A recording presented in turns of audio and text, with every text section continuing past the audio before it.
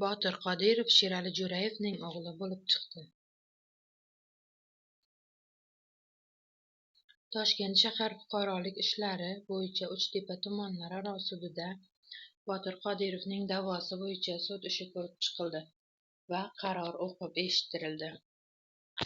Mazkur sud qarori bo'yicha Qodirovning o'zi munosabat bildirib, sud adolatli o'tganini va har doim O'zbekiston sud tizimiga ishonib kelganini ma'lum qildi. Qaror odilona bo'lganligidan xursandmiz. Men O'zbekiston Respublikasi fuqarosi sifatida sud tizimiga doim ishonganman va vatanimizda qonun ustuvor ekaniga hech qachon shubha qilmaganman, deydi Botir Qodirov. U ukasi Shohjahon Jo'rayevning mol-mulk haqidagi gaplariga ham munosabat bildirib o'tdi. Ma'lum bo'lishicha, Qodirovning bu suddan hech qanday moddiy manfaatdorligi yo'q.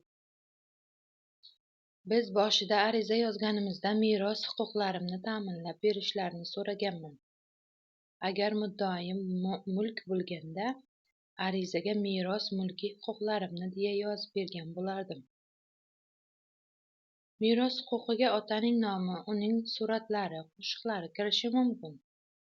Masalan, oldin ham men qo'shiqlarni aytganimda ulardan uyimga ogohlantirish xati kelardi. Men boshidanoq meros deyilganda mol-mulk tushunilmasligi haqida so'raganman. Unday emas, deydi u.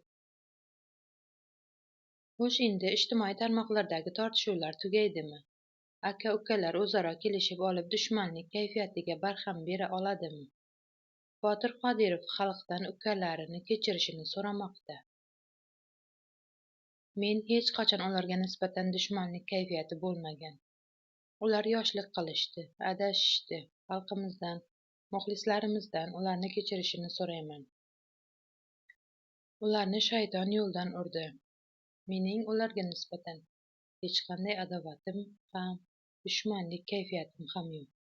To'g'ri, ular mening ukalarim va onamning sha'niga juda ham xunuk gaplarni aytishdi. Hatto yaqin kunlarda ham xuddi shunday yolg'on, tuhmat, bo'htonlar aytilishda davom etdi. Ular bo'yicha tegishli tashkilotlar shug'ullanmoqda, deydi Botir Qodirov. Qolaversa, Qodirov Madaniyat vazirining uch tirranchi Sherali Jo'rayevning obro'sini to'kayotgani haqidagi fikrlarni to'g'ri deb hisoblaydi. Vazirimiz gaplari to'g'ri bo'lgan albatta. Qaysidir ma'noda bu masalani o'zimiz o'zaro oilaviy hal qilib olishimiz kerak edi.